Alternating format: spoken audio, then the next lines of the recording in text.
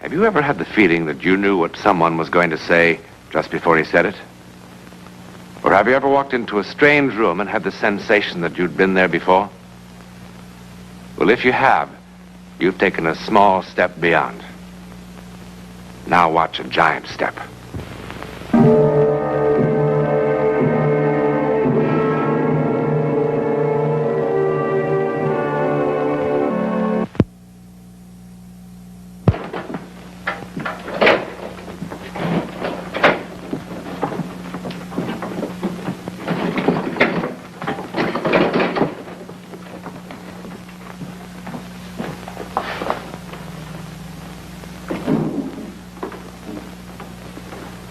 I'm looking for Lieutenant Barnes.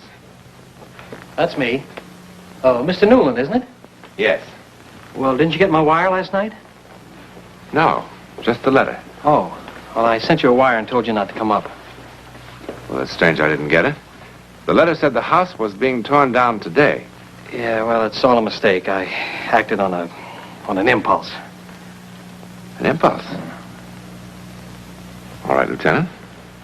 That's kind of normal. We all have impulses. Look, I changed my mind, okay? Sure. I'm sorry to have brought you up here for nothing, and I'll be glad to pay your expenses. No, that's not necessary, Lieutenant. I kind of enjoyed the ride. Believe me, this is not the first wild goose chase I've been on. Look, if I told you about the house, nobody'd believe it. I haven't got a scrap of proof. But you believe it, don't you? Yeah. Do I look like a screwball or something? No, I wouldn't say so. I'm one of the most hard-headed guys you'll ever meet. But I don't know. I just don't know. I suppose I owe Graham something. They all think he killed his wife, you know. I guess I gave him a hard time. Want a cigar? No, thank you. Well, in my book, he had it coming. Fred Graham. He and his wife used to live in Bridgeport, and they rented this house here for the summer. She lived here, and he came up on the weekends. They had one of those marriages they were trying to patch up. It had gone sour. They weren't doing a very good job of it either. I didn't get to know him until later. But the neighbors complained more than once about the fighting that was going on up here. Fred, wait. What now? Go back to the city. I came up for the weekend, remember? Why, so we could fight some more. We didn't fight tonight. You were quiet as a mouse. It was a pleasure. We aren't going to fight anymore at all. The neighbors will be glad. I mean it, Fred. I want you to go back to town. We've no reason to fight anymore. People only fight when they're trying to save something, and we've nothing to save. No soap opera, please. We were much luckier than a lot of people. We had some wonderful years together. Now the only reason we stay together is that we're afraid to tell each other the truth, that's all. Which is? That it's all over. We don't have one single reason to stay together 1 minute more.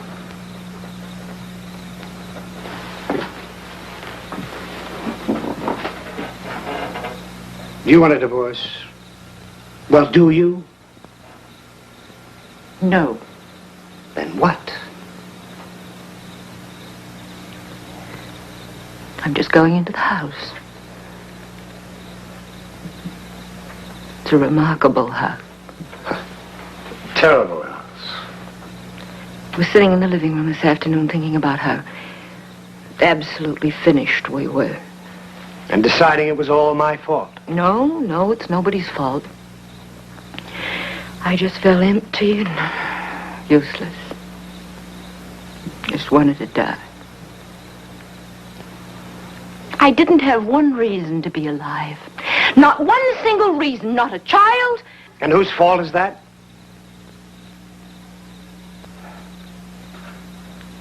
Not a husband. I felt like this before. I've taken a sleeping pill or a drink and slept it off, but this afternoon in that house, something happened to me.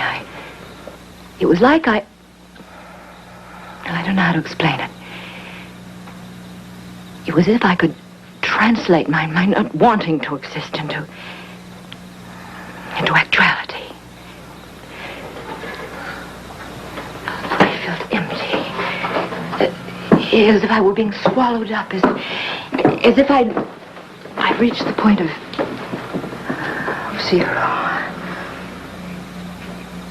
I thought, if I look into a mirror, there won't be any reflection. And if I stand in front of the light, there'll be no shadow. Come on, Ruth, it's late. All I have to do is let go. Really let go. And it would be the end of me.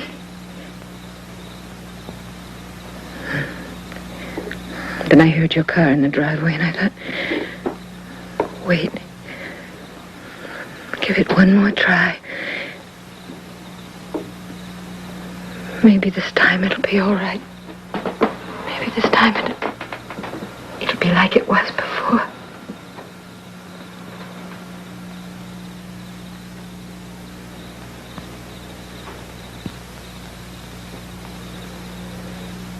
How silly.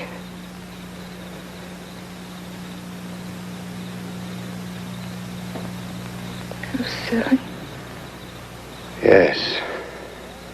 Silly and stupid and boring.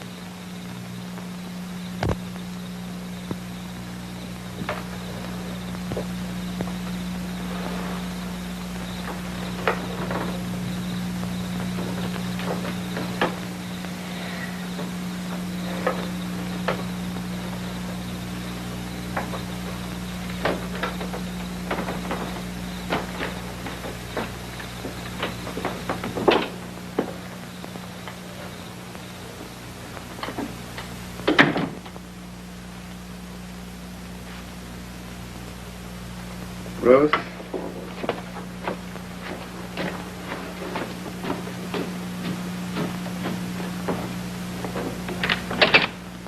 Ruth, why don't we stop all this nonsense and try to get along like grown-up people do?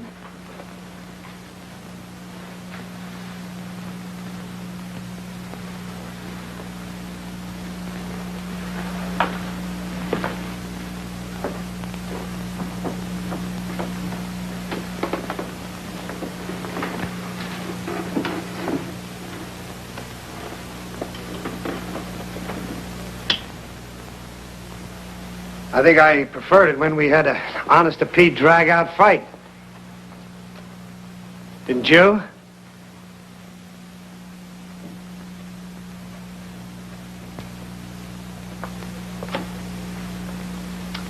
What are you, 3 years old or something? Where are you?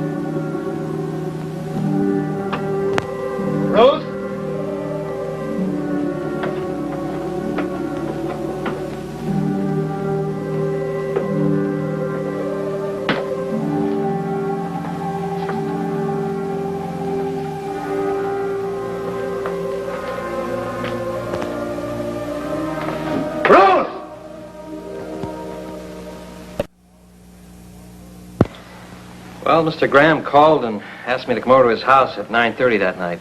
What did he say? But his wife had disappeared.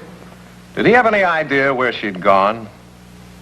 No, but he had a pretty wild theory. Yes? Well, he was kind of excited and upset, and he didn't seem to make much sense, but... Well, the gist of it seemed to be that she had walked into the house and vanished into thin air. That's what happened, I swear. What did you do then, Lieutenant? Well, I looked the house over from top to bottom. I couldn't find her or her body. Your Honor, I move the phrase, "or her body," be stricken from the records. Well, all right, Henry, but again, let me remind you that this is only the preliminary hearing, not a trial, and the prosecutor is allowed a little more leeway to develop his case. Go ahead, Lieutenant. Well, and I checked all the neighbors here in town. Yes? There seemed to have been some trouble in the marriage. A lot of fights. Your Honor, that's hearsay. I have 10 witnesses who are willing to go into great detail. Your Honor, that's nobody's business but mine. Then I went to Bridgeport, to the apartment. Checked the neighbors there. It was the same story. I have several sworn statements from the neighbors, Henry. What else did you do to try to locate Mrs. Graham besides going through the house? Well, we dragged the lake for 3 days and couldn't find a body. Sent wires to all her friends and relatives. We sent a missing persons circular throughout the East. And no results? Nothing. With all this evidence of motive piling up on my desk, I went over to the district attorney's office and asked him to swear out an indictment of murder. I didn't kill Ruth. Mr. Graham, you must not do that again. That's the case for the state at this time. Except that I would again like to point out that perhaps people disappear into thin air in India or places like that, but not in good old Connecticut. And I strongly believe that we have enough evidence to hold this man for trial. Based on what's been presented today, the court must find that the prosecution has failed to make any case at all in the important area of corpus delicti. Lacking circumstantial evidence that a crime has been committed, the charge of murder in the first degree is dropped. Does that mean I'm free? Sounds like it, doesn't it? Thank God. Let me urge the prosecutor to continue his investigations, and let me assure him that should there be new evidence, this court will be very happy to cooperate to the fullest in the cause of justice.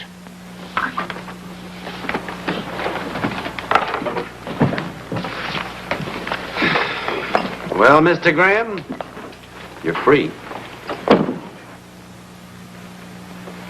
You're absolutely certain I killed her, aren't you? Yep. Didn't you?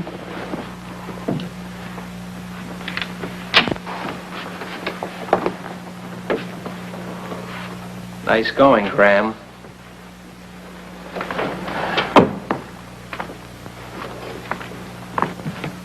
You know, I gotta admire a job well done, even if it is murder.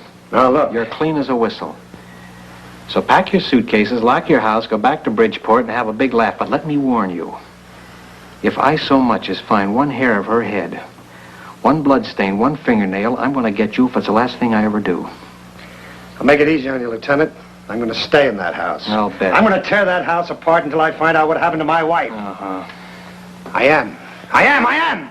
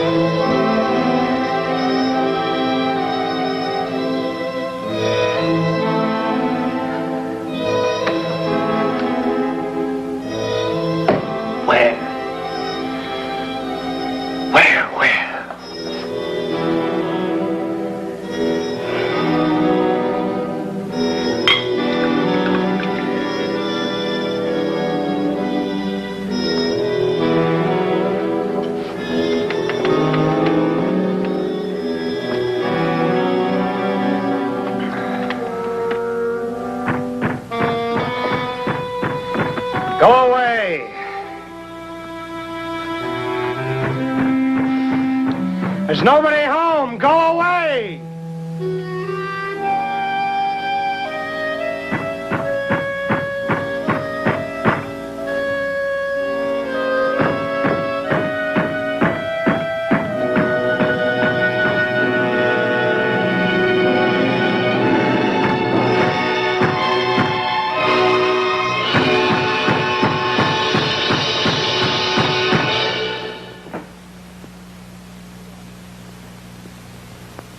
What is this? Who are you?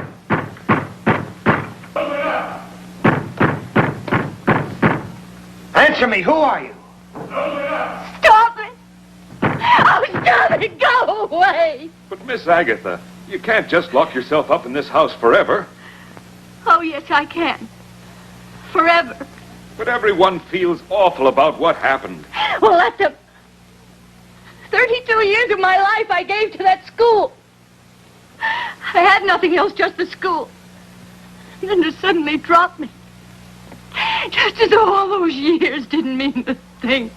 Well, you know how the town felt about it. I don't want to talk about it. You have to come out sometime. No, I don't. Not ever. Not from this house.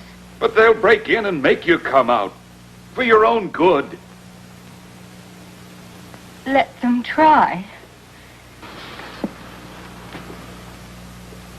Who are you?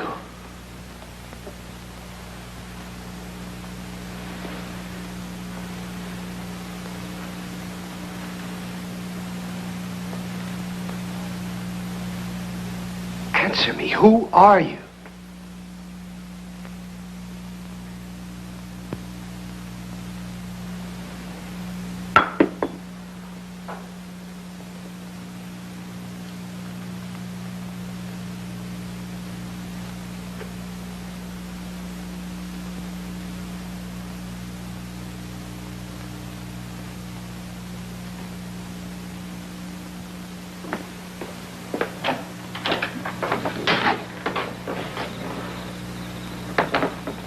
What's the matter with you? You look terrible.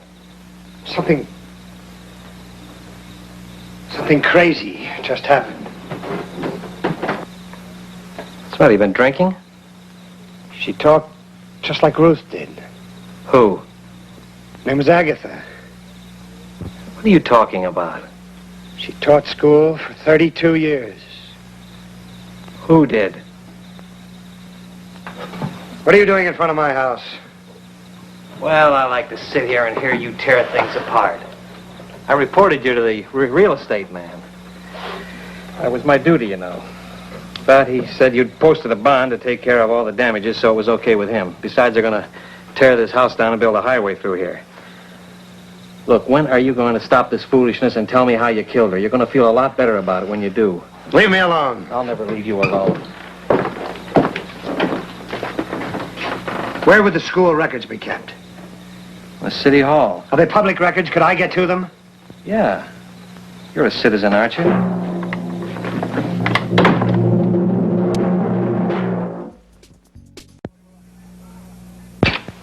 Where have you been? I called your office 10 times. I had things to do. You decided to tell all? Ruth wasn't the first. There were two others. Two other what? This house. There's something about it. Ruth said it was like being swallowed up. She said if she looked in a mirror, there wouldn't be any reflection. What are you talking about? I don't care what you think. Read this. It's a very old newspaper, October 24th, 1858. Read what it says about Agatha Dunlap under the headline, Strange Disappearance. All right, what's the name of the game we're playing now? She was fired for being an abolitionist. Yes, right here in New England. So what's that got to do with anything? She lived in this house. Then when she had nothing to live for anymore, she locked herself in, and nobody ever saw her again. So? It says so right here in black and white. I don't care if it says it in orange and blue. Nobody locks themselves in a house and then disappears. My wife did. You killed your wife. I didn't. Somebody else disappeared the same way. It mentions him in the same article.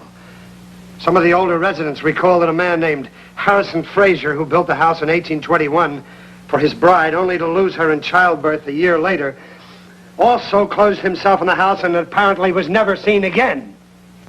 You know, I gotta hand it to you, Graham. You're good. You're very good. What are you going to all this trouble for? What? Is that what gave you the whole idea? What idea? How'd you come by it? By accident? I found it 2 hours ago. I mean before you killed your wife. You know, this is the screwiest alibi I have ever heard. But like I told you, you don't need it. You really don't need it. You're in the clear. Barnes, listen. I didn't kill my wife. Nobody will ever believe me. Nobody that's sane. I didn't believe Ruth. I thought she was out of her mind. But I didn't kill her. And nobody will believe me. That's about all I had to live for. I guess this is how Ruth felt. That school teacher and the poor guy whose wife died on him. All I had to do was let go, and that would be the end of me. That's what Ruth said.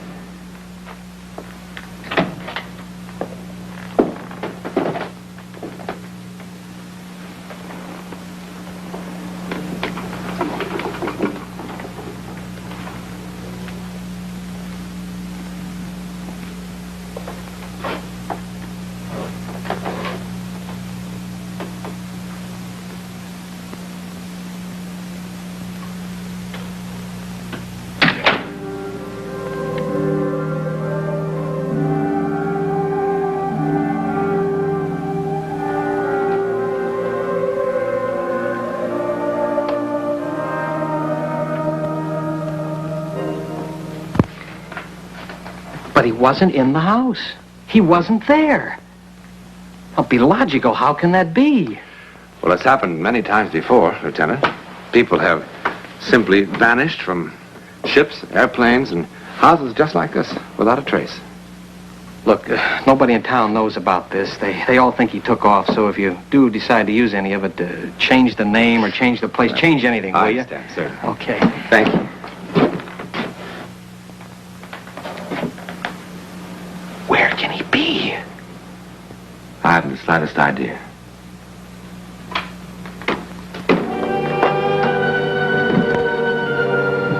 Before Albert Einstein, men were positive that there were only 3 dimensions. Now we are equally positive that there are only 4. That is until someone discovers a 5th dimension. Or perhaps it's already been discovered by people like Mr. Graham.